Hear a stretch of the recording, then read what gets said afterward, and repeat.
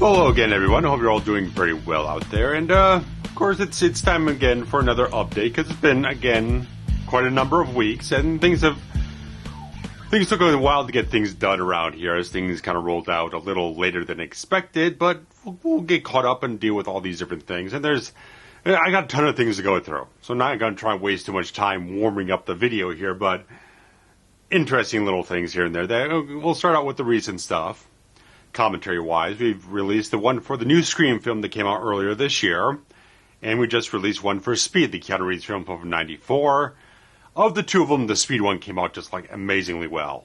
Steve and I just really were so engaged. We're just exceptionally surprised so much by the film. It was just like I hadn't watched it since like the VHS days, and going back and finally watching the 4K and then doing the commentaries, like, the movie's so goddamn good. So goddamn good. We had such an engaging time with it. Absolutely, guys, go on, check it. If you haven't watched Speed in a long time, if you don't have the 4K, it's all well worth it. It looks incredible. And so those are really good commentaries to check out if you're interested.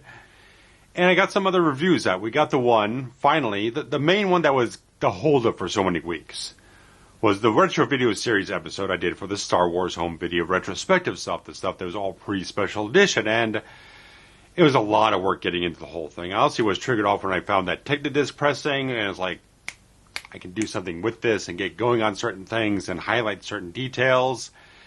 And so I got going in the whole thing, and it's like I finally got the whole thing shot. That I kind of sat around because I wasn't feeling great. Not like I was ill or whatnot, but it's like I was tired all the time. I wasn't having the best sleep. Again, it's constant seemed to be an issue for me, just trying to make sure that things are functioning right in terms of sleep. Things had this whole thing where we had these landscapers for the subdivision. They come out and they were out so early. They woke me up way too damn early, and they were outside the window doing all this shit. And it just made a pattern of disruption in my sleep that took forever to resolve, and it was just a pain in the ass. And that was just creating a lot of downtrodden qualities for myself. I wasn't feeling energetic or enthusiastic. But once I got myself up on my feet to actually get going in the whole thing, after I was doing, the other thing was like just doing all the stuff where I had to capture all these lasers, which I just have to let the thing run and capture it in real time. So that's hours and hours and hours and hours to capture 4 laserdiscs worth of feature films, 2 hours apiece. A lot of time. A lot of energy to also rip all the other DVDs I had and also get the Blu-Rays ripped for some other footage as well, and download all this sort of like behind-the-scenes stuff and all the little TV spots and stuff like that to highlight certain things. It's an exhaustive process just to get it set up in preparation to actually do anything in editing. But once I got into editing, it's like, man, this is flowing through real fast. I got it edited within a week. I got it all edited within about a week. So it's like, it's a lot easier to edit than I expected. Just getting up to the point of editing it was very exhaustive. Doing all the research, shooting the video, I did late at night. And I was getting to a point of shooting it. I was like up to the last section. After I covered everything up through 95, I was like, man, I haven't felt like the thing hit a climax. I don't really know how I'm going to sum this up. I don't know exactly where the story of that stuff is going to end, but I eventually kind of got myself collected. I went right through it, got it done, and all that type of stuff. And I had to do a few extra alterations, re-recordings later on at the end of the whole thing, and it was all fine. So it was very exhausting. I'm glad that it's been paying off. It's been getting a lot of traction, a lot of people commenting, a lot of likes on the whole thing.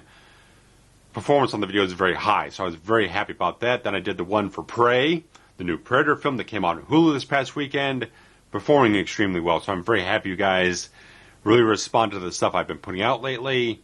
I'm very happy about that. I've been seeing all this, just this swell of support for that entire film throughout the entire weekend. Ended up being the highest performing premiere on Hulu in history of anything they've ever put on the service. So great. This groundswell. I've seen praise from Jesse Ventura and Bill Duke, cast members from the original Predator, praising the hell out of it. So I think it's a smash win. I hope there's more than just a Hulu release. Hopefully they do put it out on physical media If they ever do like a limited engagement theater thing, I don't know. There's been a lot of demand for that.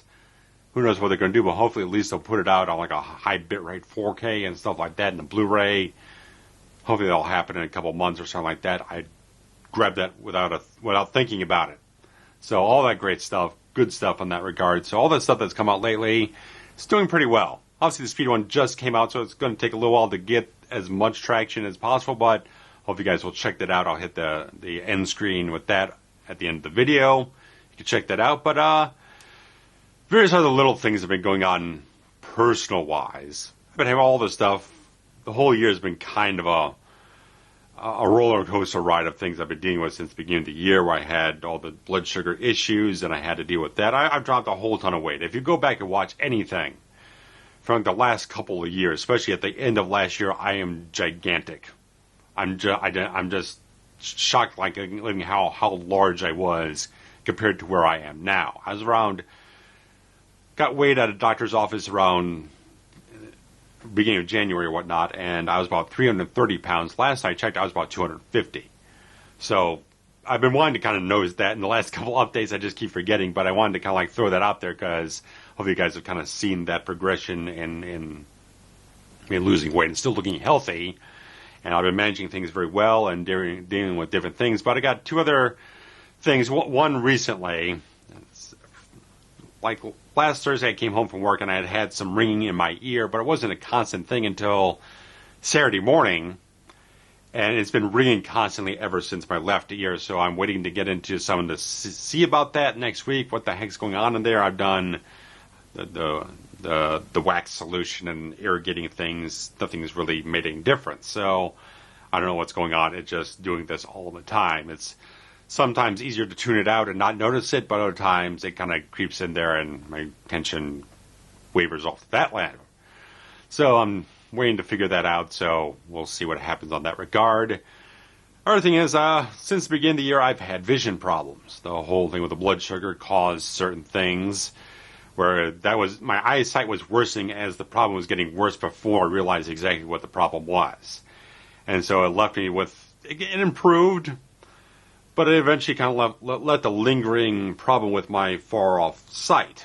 And so recently I did end up getting a prescription, and so for my far-off sight, I now have glasses, mainly using them for driving. Got these in the sunglasses, but kind of sitting all the way back about 9 feet or whatnot from the TV. I usually been wearing them while I'm watching stuff, more or less. If it's HD stuff, I'll throw these on and watch it so I get the most out of what I'm watching. But it's a light prescription, so it's not too much, but it definitely has made a significant impact in me being able to see things properly driving and stuff like that, so it's definitely an improvement. So on that regard, that's a good thing. So positives and negatives, stuff like that. So hopefully next week I'll have a better idea what's going on in here. If it doesn't clear up by then, I don't know. I can still hear perfectly fine of it. This is just happening now as well, so Lord knows what's happening. But I'll get into. I got a couple different sets of things. Stuff that we're coming up here on the channel here, where I'm going to just double check something. So I was texting with Steve right before I started rolling here. I just wanted to confirm that he wasn't texting me back about anything in regards. But we hadn't really set things up for our next commentaries the last time we recorded, so I was like, let me check with him before I start recording what we want to throw out there and put together here, because we were kind of batting some things around and weren't entirely certain last time we were discussing things. But as we're continuing on this entire Stephen King series, which he's mostly very well versed in, we decided, well, we were talking about it. He lent me his Blu-ray copy of this a couple months ago, I think it was 2-3 months ago, in preparation of eventually doing it. So Misery is on the cards. We pretty much set that right before I started shooting here. And so, because we recently lost James Caan, I was like, it would be nice to kind of do this, kind of talk about some Jimmy Caan, and of course tied in with stuff we've been doing with King. And obviously it's a very, very well-regarded film that I've not watched yet, but I'll be watching it shortly to get up on it so we can discuss things and get going. So this is the old Scream Factory release. I know there's a 4K from Kino Lorber that, depending on how I react to this, I might be interested in grabbing that. And I'll have something in the pickups that is in regards to Kino Lorber 4Ks and stuff like that. But so that's part of the next set of what we're doing here. And I was like, okay, we like to do things in pairs. We like to sit down, record things back to back, and have two of them in the bag so we can go forward for the next month and deal with things as they go along, a much more longer form format there. So we're batting things around. We had the Rambo stuff. We were kind of like, maybe something here and there. But certainly for the fourth Rambo film, I kind of want to hit it right in January because that'd be the 15th anniversary. So still playing around exactly when Rambo 3 will hit. Maybe in September we'll hit that. So we'll see where that goes. We'll see where that lands in terms of where we feel like going for it. But I was like, we were talking about, we were kind of like set on doing a certain trilogy. And we hadn't really discussed where we're going to land in the whole thing. So I said, hey, we still got to figure out where this is going to land, where we're going to schedule it, what we want to do about it. So, yeah, we decided Misery teamed up with Batman Begins. I got the 4K set, so I'll sit down and rewatch it again in the 4K and watch some of the special features and get a handle on things further so we can get more discussion going. And so whenever, I don't know exactly what date, we didn't schedule out when we're recording yet because I still got to get scheduled for next week and stuff like that and figure out what's going to sync up between the two of us. But as we just released Speed, it'll be at least another 2 weeks before we put out the next commentary. So look forward to it. We don't exactly have, I said we should figure out a set schedule for when we're going to do the next two films in the trilogy. So once we get up on the next recording date, we'll kind of figure out where we want to slot the next two films in the trilogy out so we don't have them too spaced out because I'm sure you guys will be very eager for us to hit these out in a fairly regular succession. We don't have to do one now and wait like 4 or 5 months and wait for the next one or something like that. We'll see where it all lands in that regard. So look forward to that. Going to jump over to the short list of media picks that I have. I'm going to jump into something else here that you probably already saw in the graphic for the entire video here on YouTube and stuff like that, so we'll get on that. But the media pickups I have are both 4Ks, and I picked up whichever thing I did. This is the first one I watched of the two of them, which was the Edge of Tomorrow 4K version. Now, this whole thing does just have HDR10, but also has an Atmos remix of the entire thing. So I was like, I decided one, there's a lot of things I've bought in recent times that I haven't watched. Certain things I bought several years ago I haven't watched. And stuff like that. So it's like, okay, well, I got the Star Wars thing out. That's doing fine. The Screen thing's out. I got enough things out right now that I don't have to, jump on figuring out what the next thing is going to be. So I was like, I can sit down, relax, just watch some things leisurely. And I sat down. I thought this thing looked really, really good. I did think it looked really good. A lot of the indoor scenes, I think the HDR works to bring out a lot more lush qualities about the whole thing, a little more contrast, little different things. More the exterior scenes are much more in that kind of washed out daylight in a certain way. Sometimes a little bit more warmer, sometimes a little bit more that blue kind of washed out elevated levels in a certain way. Didn't do quite as much, but I thought there was a nice quality to the whole thing overall. I thought it just looked really nice. Even though it's a 2K upscale, I think they did a fine job with Warner Brothers dealing with this stuff. Apparently, the digital version has Dolby Vision, but not the disc. So be aware of that. So if you're just kind of looking for, either you get the high bitrate and just the HDR10, or you go with the digital streaming version, which is less of a bitrate, but you get the Dolby Vision. So you can kind of gauge which way you want to go with it. Just has the standard Blu-ray features on this whole thing. The same things are out of the regular version before, but when I bought Edge of Tomorrow on Blu-ray, I got the one from Best Buy that had exclusive extra 25 minutes of featurette, so I'm going to keep both of them. I know you could say, you could just swap the disc out and just sell off the other thing, but I don't want to be disingenuous because it has a banner at the top that says special 25 minutes bonus footage, so I don't want to be disingenuous, so I'm just going to keep both versions for the time being. I've kind of toyed around with maybe going back, because I did a review on opening weekend here and there and everything. It's been 8 years. I felt like maybe I could do a more proper, long form, in-depth, retrospective video on the whole thing. Still in the cards. I'm not saying yes or no to it. Just depends on how I feel about it. Because here and there and everywhere, there's more to get into, more than just what I did on opening weekend, where it was a 15-minute video. I could do a lot more depth to it. Here and there and everywhere. I know they've kind of there was talk about doing a sequel, but again, it's been 8 years, and we haven't gotten quite anywhere. Of course, the last couple of years kind of put things a little on a pause for certain things, especially with Tom Cruise going insane shooting the next Mission Impossible film and under all the constraints they were going under for the last 2 years or whatnot. So, but regardless, I haven't heard anything more about it in quite some time. So I don't know if that's still something they're considering, like Lyman or Tom Cruise or something like that. I don't know what's going on. There's been no chatter about it, but they put this out. I think it's really good. I originally had the Steelbook on order from Best Buy, but I did cancel it because I felt like I've had a lot of expenditures in recent times using up emergency funds for sort of things with the car. I felt like since I paid through PayPal, they charged me up front instead of charging me when it ships. It was like I could really use that extra $30 back or the $35 back, so I canceled it and decided I had Prime at the time this was coming out, so I just ordered it on Prime for a good amount less money than I would have gotten for the Steelbook, but it's the disc that matters the most, and so this is still really nice packaging. I really think they did a nice job. You also got the Live, Die, Repeat thing in there, as well as the Edge of Tomorrow title. I think it's a really well-branded packaging there, so it's a really nice disc. I think it's really worthwhile to check it out.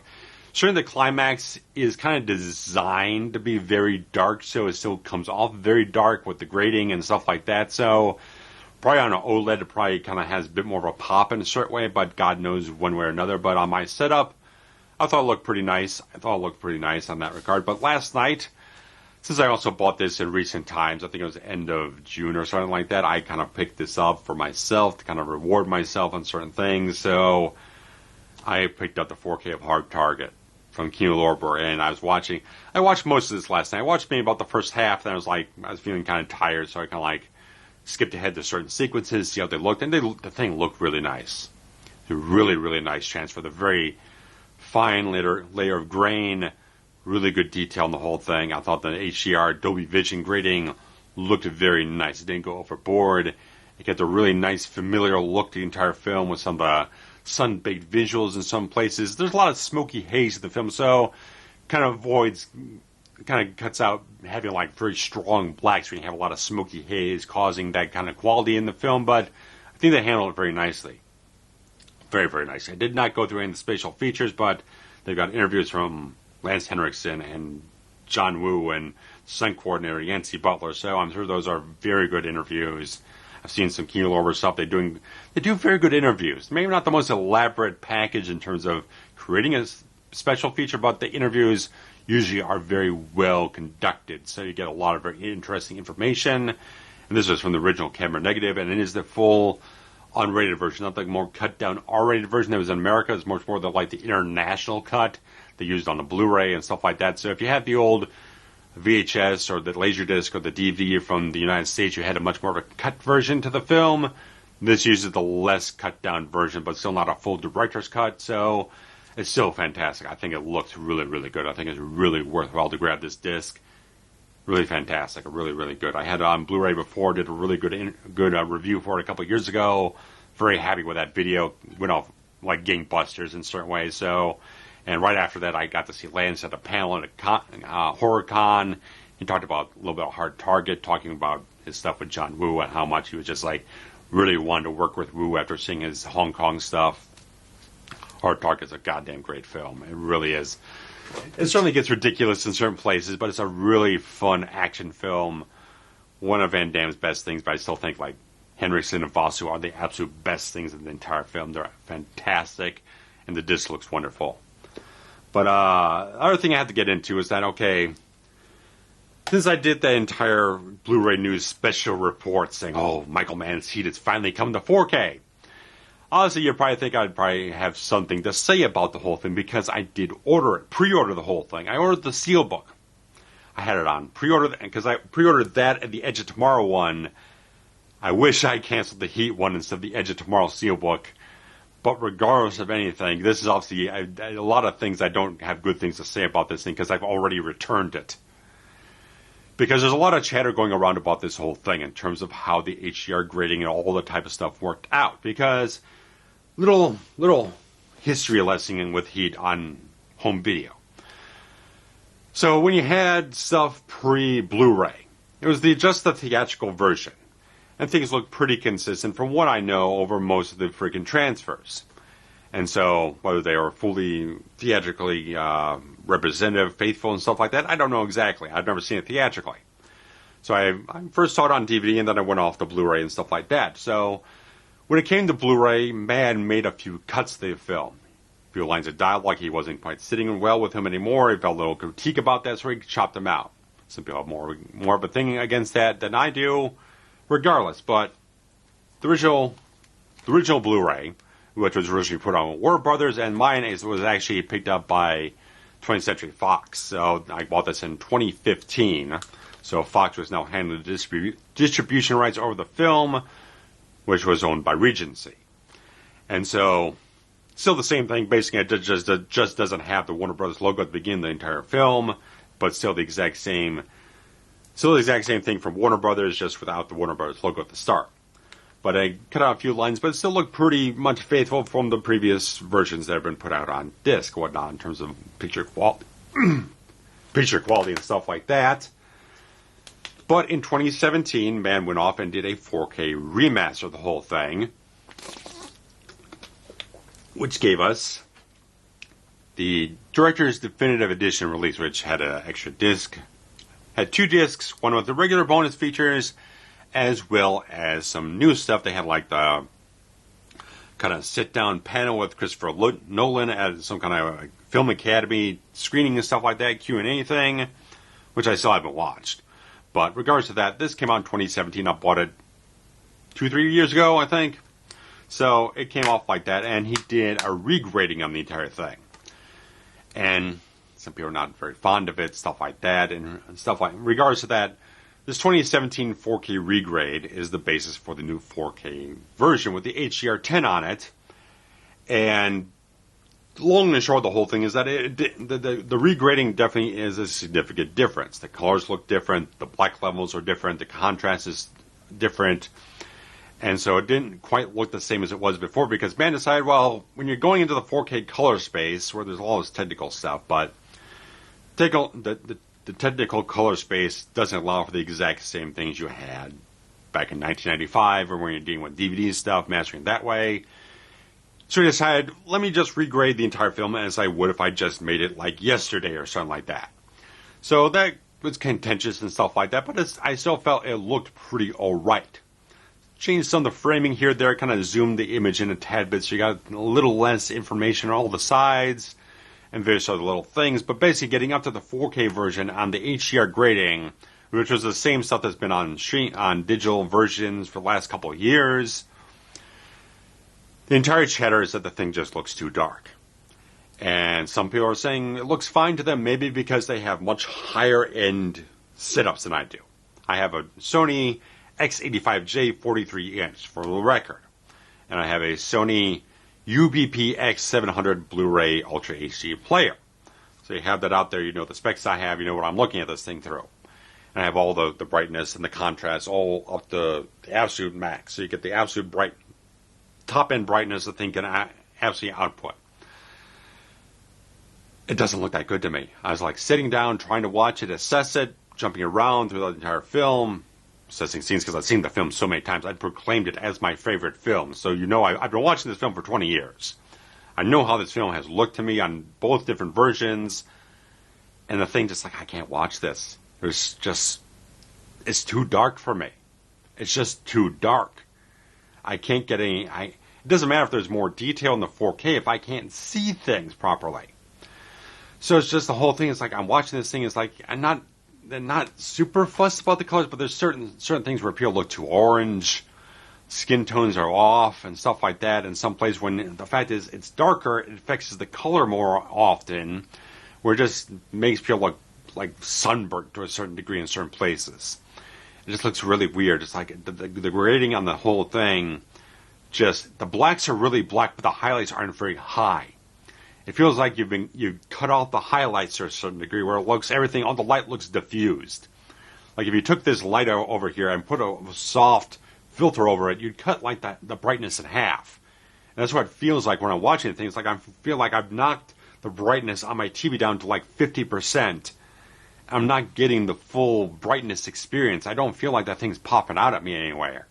not like it was a film that had like super vibrant visuals or whatnot, but it had such gorgeous photography and very specific look to it. It always had a bit of a steely look to it in certain places, but still had some warm parts too. So it was like it just had a very good, solid color palette for what it was. Very kind of, still had Michael Mann's sheen of neo-noir, but it was a very mature type of quality to it, where it just had a very beautiful sensibility of how everything was photographed. But other things have been just dialed down so much in terms of the black levels and the darkness and all the type of stuff. Just feels like it's so clouded in this quality that it's like, it's not even, I can't enjoy watching this. I can't. So I returned the thing. I got my money back on the damn thing. The steelbook is gorgeous. It's absolutely gorgeous. And if I didn't already have this with this version, because it's a combo pack, so it has the 4K version, which I don't like, and it has the regular Blu-ray version they put on 2017 plus the bonus disc. If I didn't already have this, I might have kept it just for the Blu-ray grade and for the packaging. But it's like for $31 and change, I'm not holding on to this, so I did return it. I didn't redeem the digital code. I didn't do anything. I just like watched the Blu-ray, the 4K disc, put it back in, and I returned the thing and got my money back. For a film I've proclaimed many times as my favorite film, I go off to this film, watch it as like my filmmaking sort of rejuvenation. Whenever I need to be rejuvenated about what I love about filmmaking, I go back to this film and I remember it, I'm refreshed of it. Inside thing here is that the reason I ended up doing the damn review of Heat back, about 5 years now, something like that, or beginning of 2017, is because I went, here's a crossover of things to talk about that sparks things, but I went off to see Rogue One, the Star Wars story, and it's like, man, I don't like this film at all. It kind of like, I really don't like any of the new Star Wars films. Screw it. I don't care. I don't know why I still have Force Awakens on Blu-ray. I just do, because it looks nice. But regardless, I liked Force Awakens, it rejuvenated things, but after that, I just didn't catch on with anything. Rogue One just like went off this thing. It's like, man, I gotta go home. I sat down, went home, watched Heat, and it's like, man, that made me love films all over again. So that's why I ended up doing the review for Heat, because it's like, man, I love this film so much. It kicks off everything I love about films, what I love about what makes me want to be a filmmaker, all the stuff I've done before with Dead of Night, which is like so much inspired by Manhunter. The Fixer has a lot of Miami Vice influences in it, so it's like Mann is in the DNA of stuff I've done before to influence me, to inspire me, and Heat is so much the crux of that entire style there. To say that this 4K just doesn't look good, you know that means something for me. For what, if I had a different setup, if I have these other setups up here watching this on there saying that it looks good and looks recommended and stuff like that, maybe, I don't know, I can't judge that. I'm going to judge it based on what I have, but a thing really shouldn't be graded for like the utmost you can get, only the experience the director wants and the absolute highest quality model possible that costs thousands of dollars and get it professionally. I'm seeing people like, oh, it looks great, but you have to get the highest, the real high-end type of OLED version. You got to get it professionally calibrated. It's like, who just consumer-grade people just want to get the best experience for their money, but don't want to spend $10,000 on a setup or something like that. Well, what are you talking about? It's like it should look great on pretty much any setup. Certainly the higher end stuff would bring up much more exceptional qualities in the black levels and the contrast and all these different things they got going on. Certainly those would bring up much higher end, lush, detailed, nuanced qualities, but still you should be able to see it and experience it on a very high level on something that is a freaking $800 model or something else like that, or even slightly lower than that. But it's like, yeah, it's like, I just like seeing people like, you have to have it. It only look really great if you have this.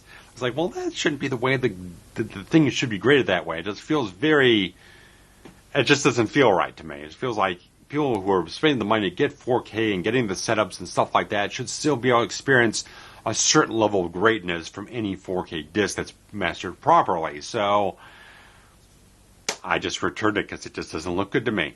I just don't care for it. And it makes me very trepidatious about anyone else doing a 4K version of a Michael Mann film if they are kind of like forced to be consulting him and he wants to regrade the film in a certain way that doesn't come off very well. I have a fear about that. I'm very much having not so much like a crippling anxiety, but it's like, oh, I'm not going to be so excited now when I hear like they're going to do fucking Manhunter in 4K or whatever the hell it is, The Insider in 4K or anything else they're going to maybe do for 4K. I'm going to be a little bit like wait and see now, because like I don't know if Mann's going to go in there and completely change how the film completely utterly looks. I don't know what to expect anymore, so I'm going to have to wait like for reviews that come out, even though the reviews I saw for this thing say it was really good, recommended and stuff like that. So it's like I really don't even know what to expect now. I have no idea what to expect from any future Michael Mann 4K releases, because I just don't know what his sensibility is going to be on that thing, because he does like to tinker. There are 4 different versions of Manhunter out there. There are 4 different cuts of them available on DVD. He's done director's cuts on Thief. He's done 3 different cuts of Last Mohicans. He has at least 2 different cuts, and now like 3 or 4 different color grade versions of it, depending on DVD to Blu-ray to now 4K. Insider has not been touched that much, so that's kind of thankful in a certain way. But Ali has 2 different cuts to it, which there's only one cut. You recut the film for Ali for Blu-ray, so you can't get the theatrical on Blu-ray. You have to go back to the DVD.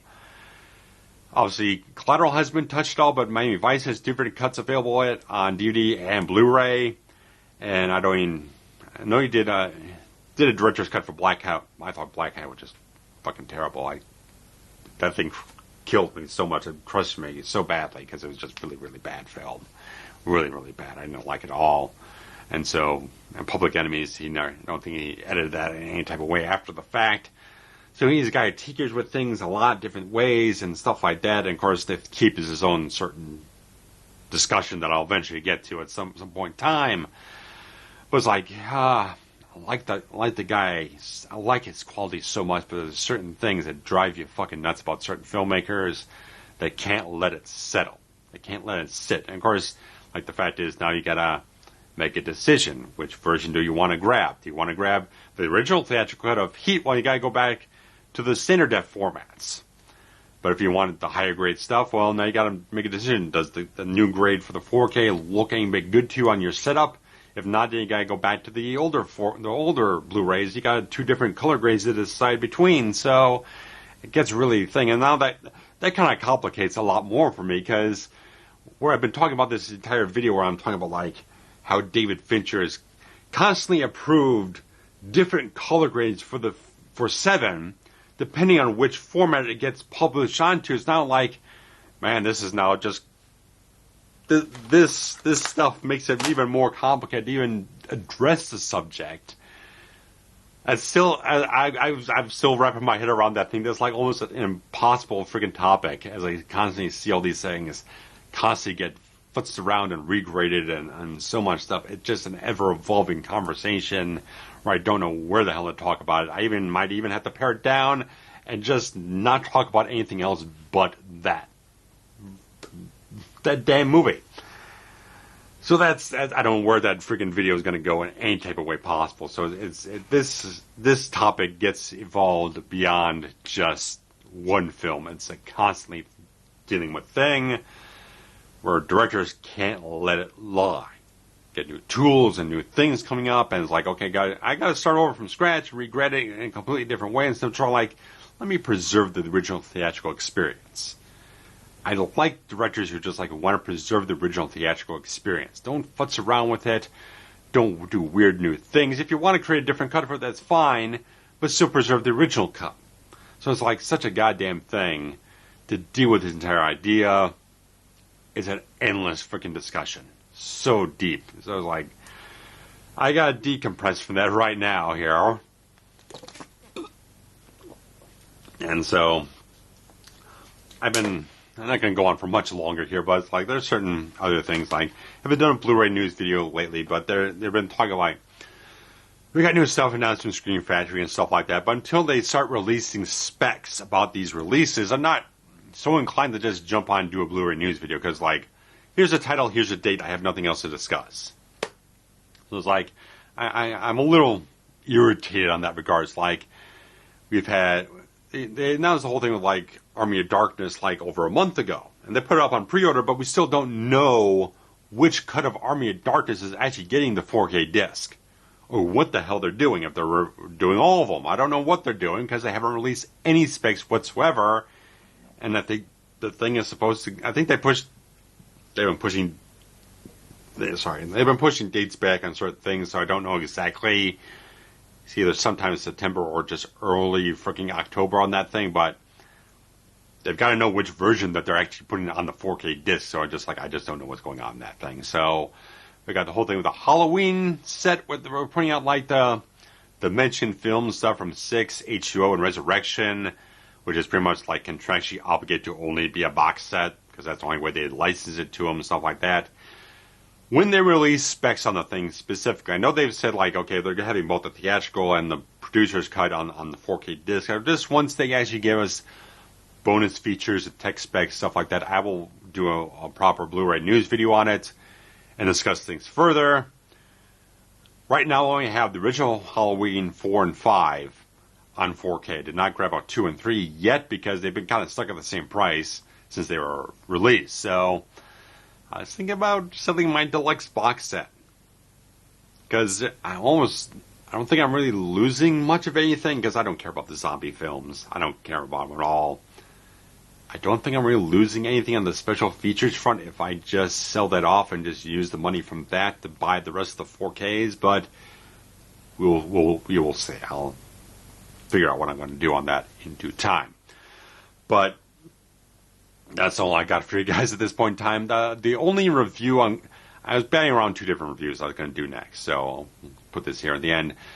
One was the Bourne Supremacy, which I did some posts here and there, kind of gauging some interest on the whole thing, which there seems to be some interest. So, because I went back, I was watching some stuff from like stuff I was doing in 2020. I was watching the video I did on Wanted, Dead or Alive and the Blair Witch Project, and I hit up the one I did for Bourne Identity. It's like, it was really, really good videos. It was really good videos. I was really pleased watching those again. It's like, yeah, I could do Bourne Supremacy. Now that I've cleared out all this, they had a lot of these lingering freaking copyright holds on different videos or taking away my monetizations and stuff like that. Now that I've gone through the process, they've actually improved the process for once in the fucking history of this goddamn platform, where if anyone goes off and like blocks your video, you can now escalate directly to the appeals process. You don't have to wait weeks and weeks and weeks for them to go through this process. It'll be like a 7-day process or something like that, where they have to go in and review the thing and make a final definite statement that like whether or not your appeal works or whatnot, if there actually is a proper claim on the thing. So I cleared out all the copyright claims I had on stuff. All the stuff from Universal. I had some stuff from Lionsgate and MGM and some other things here and there. So I feel more confident about going back and doing some things, because the Bourne Identity one, I posted it and had some problems with copyright claims. It got blocked for a little while and kind of killed the views and the reach of the entire thing, so it really didn't pick up as much steam. But I'm going to put the thing at the end screen here so you guys go back and watch it and give me a little bit more feedback on the whole thing. So I think that might be the thing, but also kind of like I still want to get around to Underworld, because I bought that 4K set all the way at the end of like December or whatnot, intending to get into it. I was kind of inching towards it, but I didn't get entirely freaking jazzed up for it yet, because I was a little run down and tired or whatnot. So I've been letting things kind of simmer here and talking about.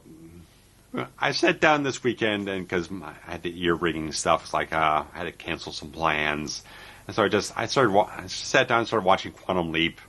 I watched some Star Trek Deep Space Nine off my DVDs. I watched some Next Generation. So I was just kind of lounging around, having a good time watching some other things. And so I was been taking some time to relax after I've done the big videos and getting some traction back on that whole thing. So it's been nice to kind of like reignite the flame and kind of get into things where I feel really positive and very much enthusiastic to go back into certain things, be inspired to do certain videos.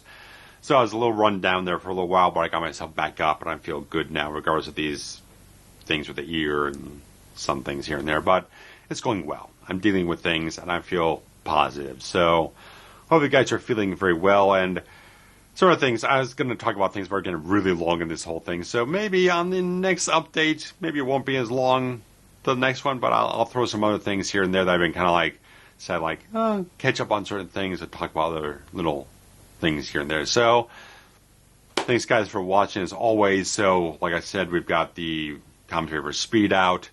You can go listen to that very quickly right away. And some other things we're betting around here and there. So thanks so much, guys. Take care. Bye-bye.